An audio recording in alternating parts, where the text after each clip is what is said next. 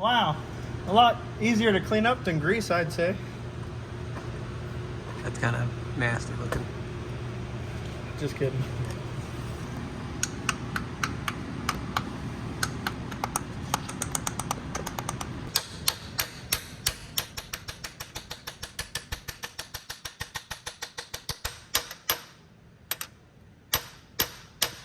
All right, sorry I couldn't explain that. We went and put the pilot bearing in the shop neighbor's freezer for about 10 minutes to get it to contract.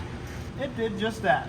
Now, I think I'm gonna use a wired brush and a drill, clean off the surface area that the flywheel is gonna bolt to. We'll get the flywheel on, torque down the bolts, put the clutch and pressure plate on, and then put the trans back in. Oh.